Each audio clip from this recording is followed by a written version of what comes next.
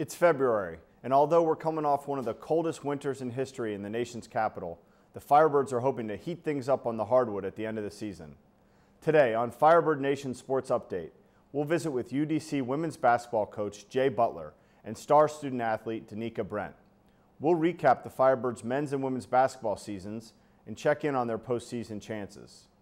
We'll preview UDC's inaugural men's and women's lacrosse seasons as we visit with head coaches Scott Urick and Melynda Brown. We'll also hear about the start of indoor track season and get ready for the third annual UDC Athletics Hall of Fame induction ceremony and dinner. All that and more coming up on Firebird Nation Sports Update, so stay right there.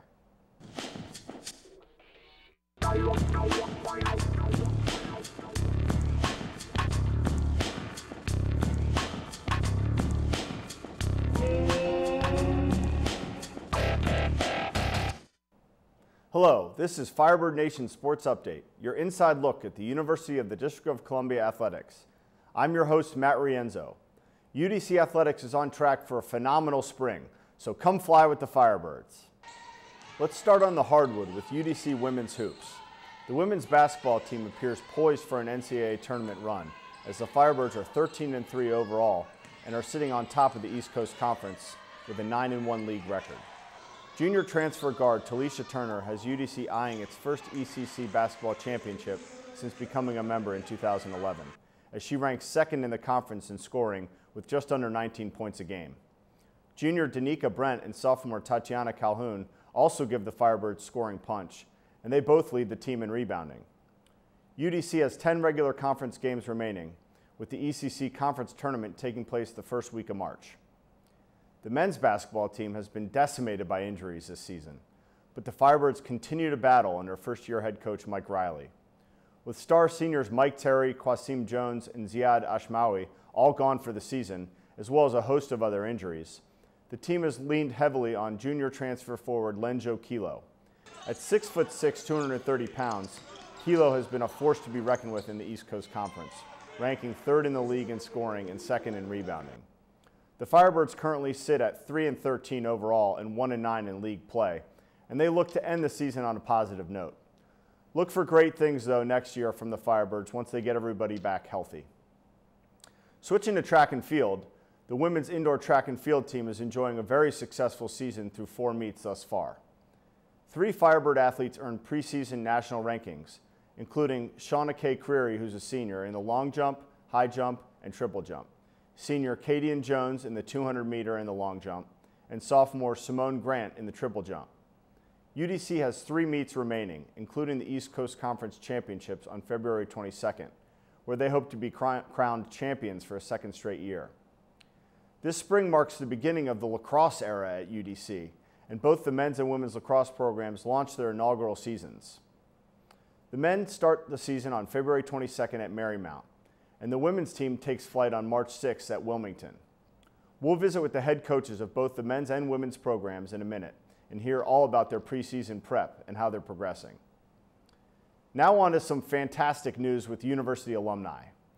The University of the District of Columbia Department of Athletics is proud to announce the 3rd Athletics Hall of Fame induction class, which includes Dr. Gerald Boyd, class of 1963, Valerie Curtis, class of 1996, Ernie Green, class of 1969, Robert Jefferson, class of 1971, and Harold Benjamin Plummer, class of 1964.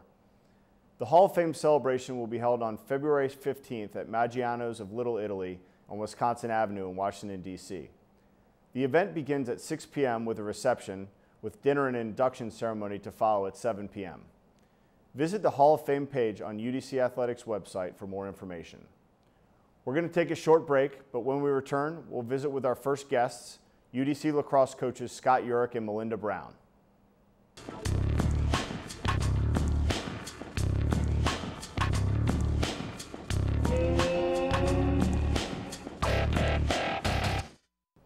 We're now joined by UDC lacrosse coaches Scott Urick and Melynda Brown. Coaches, thanks for being with us today. Thanks for having us. Thank you. Scott, let's start with you. It's been a long time coming. You finally have a season right around the corner. What are your thoughts as you get into the season here soon? Oh, sure. Awfully excited, of course. You know, the guys have been working hard, well, all year, but certainly since they returned back for the spring semester, which was on the 13th of January. We've been up and running with practice, and looking forward to getting out there and chasing someone in a different colored uniform here shortly. But excited, very excited to get going. You pulled student athletes from a lot of different locations, a lot of different parts of the country, internationally as well. How are they all gelling together? Honestly, fantastically. Better than I could have hoped for coming into this season. I will say I have a tremendous group of young men on our team. They get along very well together. They work very hard together.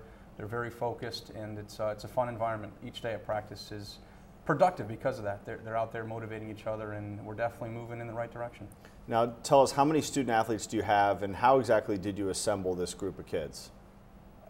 Good question. Well, 26 student athletes are on our roster, and gosh, we assembled them in a variety of ways. You know, certainly made some contacts right away when I was hired with different people I'd gotten to know through the years and networked in that fashion, but got some walk-ons, kids that were student athletes here at the university and athletic and interested in being a part of a program. Certainly recruited out of junior colleges and those types of things as well, and ended up with a very nice medley of different types of kids from different areas, and it's again worked out quite well. That's great. Now we're getting into February and coming out of one of the coldest months in history in the nation's capital. How have you been practicing in this cold weather? How's it been? Actually, it hasn't been as bad as one might think.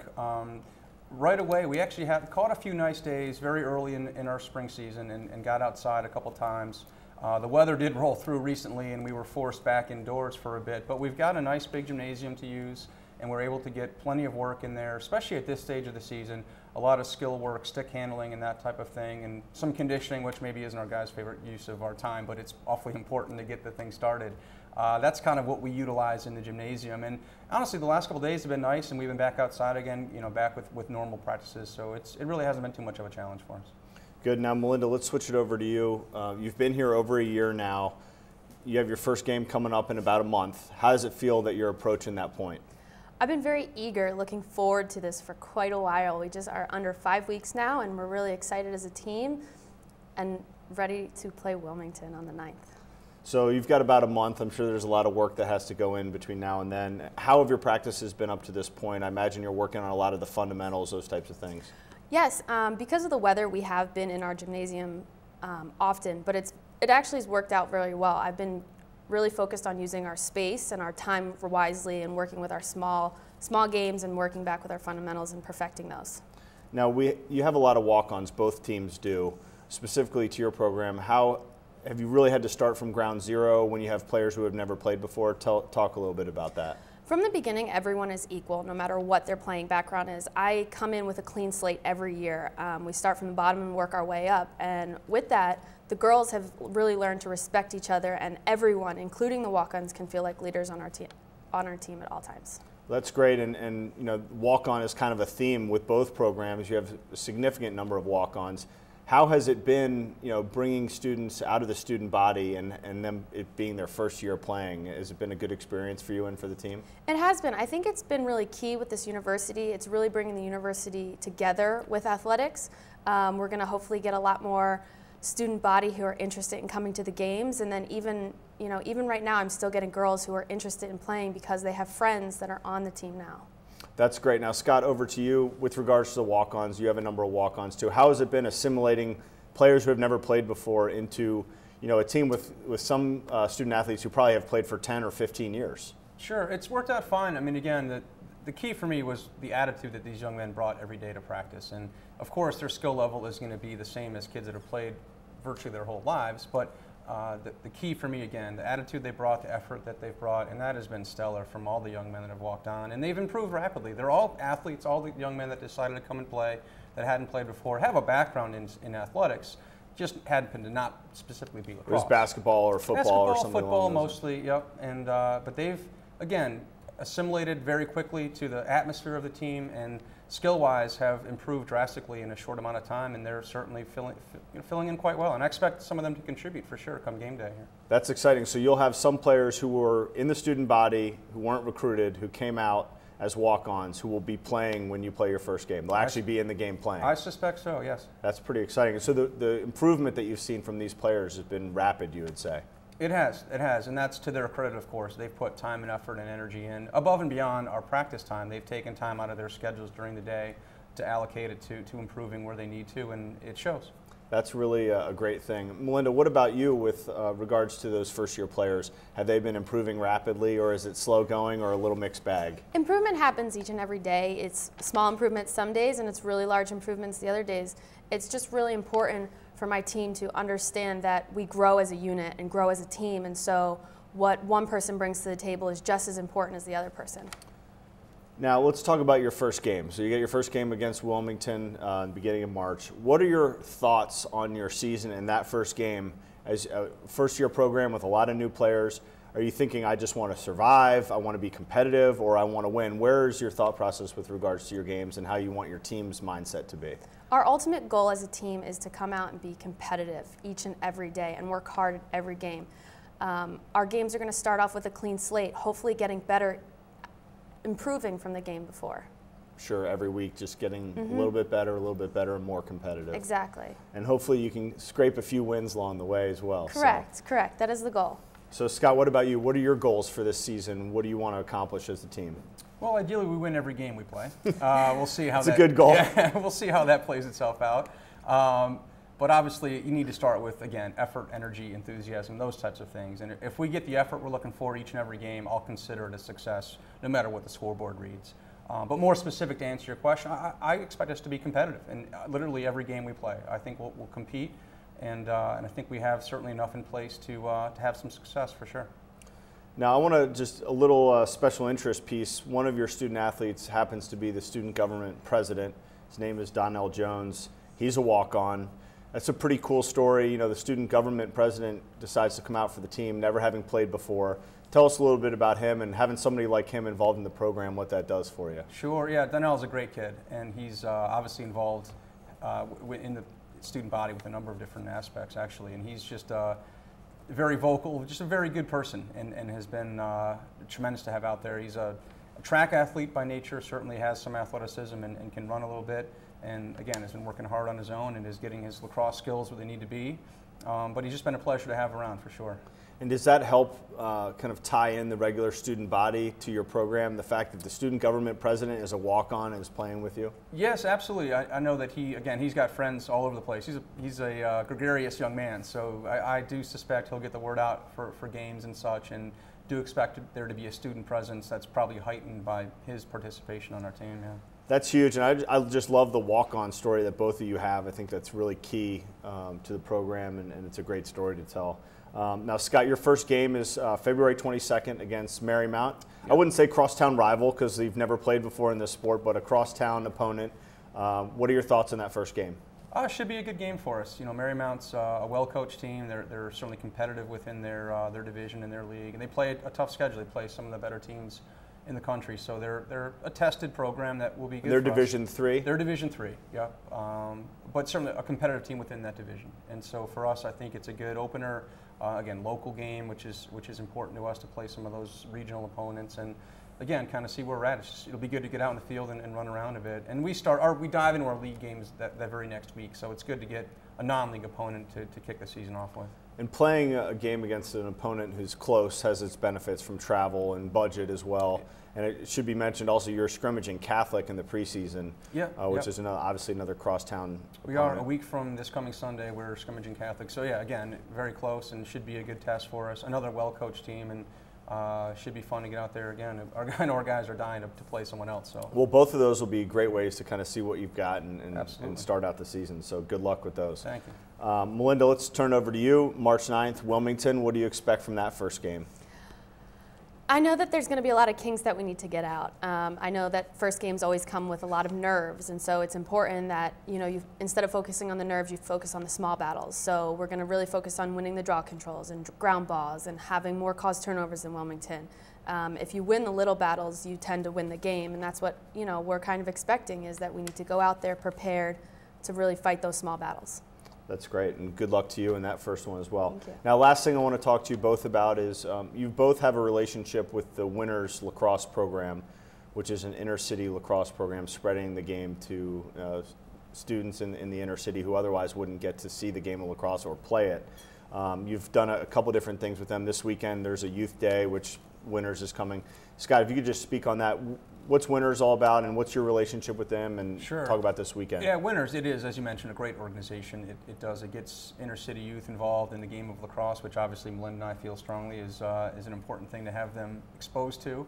The executive director is an old friend of mine, Matt Breslin is his name, and we've been in touch really since I took this position, and it's just a natural fit to develop a relationship with that organization. So specific to this weekend, the young men and women from Winners are going to come over and meet up with Melynda's team and my team, and just watch the men's and women's basketball games that are taking place here on campus, and really just spend some time with them. And so kind of a mentoring type of relationship. Yeah, exactly. And just, again, just spend some time, and nothing too formal. And certainly this is obviously off of the playing field, but that's part of the deal with Winners. It's not just simply developing lacrosse skill. It's developing any number of different things for these young men and women. So it'll be fun. I'm looking forward to seeing these kids. It's also good to give these young athletes role models in student athletes, making sure that they understand that, you know, being a student athlete at a university, it should be your ultimate goal. And also just getting to know the the younger kids in the community. That's a great thing. So certainly wish you both the best of luck with the beginning of your season, and I'm sure you're going to have fabulous years and a great bunch of student athletes and careers here at UDC. So wish you the best of luck in the upcoming start of the season. Thank you. Thanks. We're going to take a short break. When we return, we'll visit with head women's basketball coach Jay Butler and star student athlete Denikka Brent. So stay right there.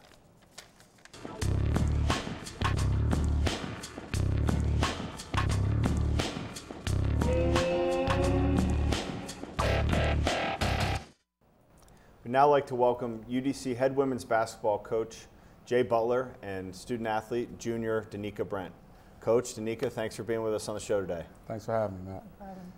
Coach, let's start with you. You're off to a really good start, 13-3 record. You're at the tops of the East Coast Conference by half a game over LIU Post. You're 9-1 in conference. What do you think about the season as you progress down the home stretch here? Right now, the ladies are playing really well. They're starting to gel together. We're playing much better defense. That's the key right now. We're a very good offensive team, and right now we've been preaching from day one. Got to get better on the defensive end. Got to get on the rebounds a little bit more. And right now, they're starting to play well together. So you've got 10 games left, I believe. What can we expect the rest of the way down the home stretch here? We're definitely trying to be consistent. We got a tough LIU Post team that's coming up. We got stacked St. Thomas Aquinas on Saturday. And all those games are going to be tough. If we can stay consistent at home and play tough on the road, we should continue to stay at the top of the ECC. Good stuff. Now, Denikka, let's switch it over to you. You're averaging around 14 points a game, 8 rebounds per game. So you're second on the team in scoring, tied for first in rebounds. How do you feel about how the year's going thus far? I'm pretty satisfied right now. Just we want to keep getting better each game. So we'll be at the top in ECC, get to the NCAA tournament. You're playing well. I think having somewhat of a breakout year, and your team's doing really well. So you have to be pleased with that. Yeah. Now let's turn it over to one of your teammates, a newcomer, Talisha Turner. She's the leading scorer. And kind of an interesting story because the last couple of years you've had to score a lot of the points for the team. She's taken a little pressure off you. How has that been having her around and helping pick up some of the slack on offense? It's a sigh of relief. It's not as much pressure as I had previous years, and it's just good to have another scorer on the team where you could go to if I get shut down, if she gets shut down. There's other people on the team that can score as well. Coach and I talked about last time he was on the show, kind of her taking some of the pressure off, and you really being able to flourish, not having to do all the scoring yourself. So I'm sure that will continue for the rest of the way. So keep that up. Another one of your teammates I'd like to mention is Tatiana Calhoun. She's having a great year. She's tied for you, leading the team in rebounds. She's really doing a nice job under the boards. Tell me about how she's been doing. Tatiana, she's maturing each year. She's doing good this year, and I just think each year she's going to get better.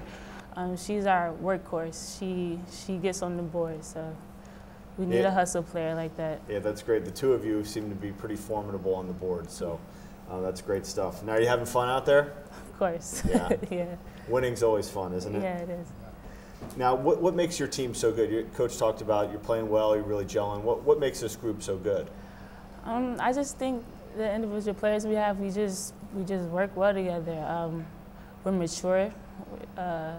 we could score. We all know what we need to do, and we just come together as a team and work hard.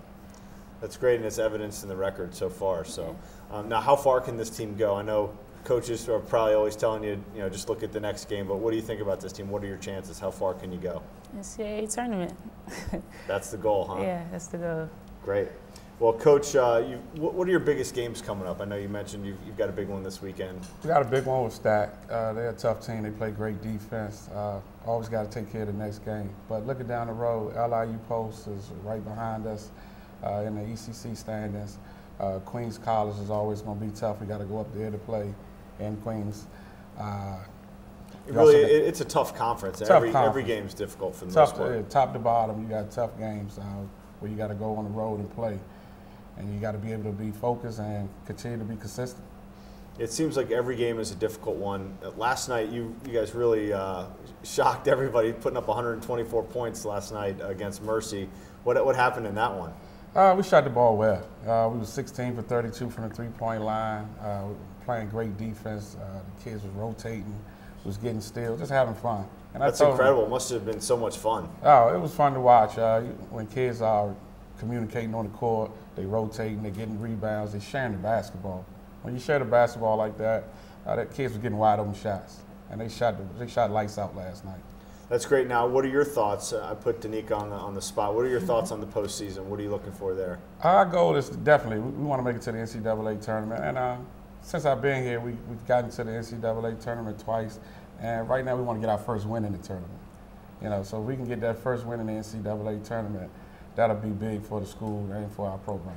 Now, you're in first in the conference, in the East Coast Conference. A lot can happen in 10 games. Right now, you're in first. The top 4 make it to the ECC tournament, or is it the top 6? It's the top 6. Okay, so where will that be hosted, and how does the tournament work in the ECC? Well, actually, the higher seed. So right now, we finish in first. We'll basically get to bye the first game, and then we'll move on to the semifinals. Which will be hosted at UDC then? Hosted at UDC, which that's key for us. We played extremely well at home, and to get an opportunity to play in front of the fans for our semifinal and possibly a championship game would be key to us making a big run. So if you maintain that first position, you'd host a semifinal, and God willing you win, you'd go on and host the final as well. Exactly. That's good stuff. Well, hopefully you can get to that point and win it, and then that'll get you into the NCAA tournament. That's the goal. Now, what makes this team tick? I've heard you talk about defense and rebounds and those kinds of things. What really is the identity of this team? They get along well, on the court and off the court. They're always joking around, and then when it's time to buckle down and play great defense, they can play probably some of the best defense in the country. And from day one, they've been able to score the basketball. So, we can put up 75, 80 points. The key is just getting stops on the defense end. And right now, they're taking pride the second semester in stopping teams. It seems like part of your philosophy, not only getting stops and transition, all those things, is you play a lot of players. Is that a philosophy that you have, or is just this team happens to lend itself to that? We take pride in bringing in 12, 13 kids that can play basketball. So we try to give them the opportunity. You work hard in practice, we will give you the opportunity to play in the game. And right now, I want to say from top to bottom, they are working extremely hard in practice. So we try to give a lot of kids an opportunity so we can kind of wear teams down. So we get late in the game, their legs are kind of a little wobbly, and our kids are still moving strong. So, we try to play multiple players and try to wear teams down. Now, Denikka, this fast pace, and you full court press a lot, you play good defense, a lot of transition. You like that style of play? Does that lend itself to your game as well? It's rewarding, but it is tiring. I would say that, yeah. Well, that's a great way to put it, that it's rewarding, because I've certainly seen you, off turnovers, get to the basket and transition and whatnot. So it seems like it really plays into your hands. Yeah, it does. That's great. Now, last question. Obviously you're a very successful student athlete as well. How does it work for you in terms of balancing all the travel, all the practice time, the game time, and your academics? How do you make all that work? Well, my major, engineering major, is tough. And that's always been something I've been working on, balancing. Usually I'll put more focus into one thing, but as I mature here at UDC, it's easier to find a balance between academics and basketball. It's just communication with professors and just getting help from classmates. and teammates. That's all. Well, it seems like you're doing a good job balancing it. Do you know what you want to do with that engineering degree when you graduate? I know you're a junior, so you still have some time, but do you have any idea? A little bit. I just want to work for a little bit and go back to school. You know, be at school all my life. So. All right. Well, I'm sure you'll take care of business in the classroom like you are on the court. So, Coach Denikka, thanks for being with us today, and we wish you the best of luck, ECC tournament, and hopefully NCAA tournament as well. Thanks for being on the show. Thank you.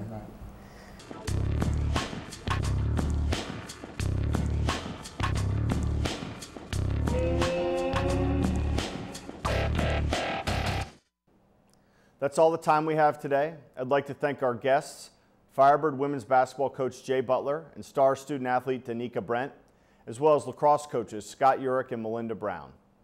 Please don't forget to follow Firebird Athletics on the web at udcfirebirds.com, on Twitter at UDCFirebirdFans, and on Facebook at UDC Athletics. Thanks for watching the Firebird Nation Sports Update. I'm your host, Matt Rienzo. The Firebird is rising in the nation's capital, and we're glad you're along for the ride.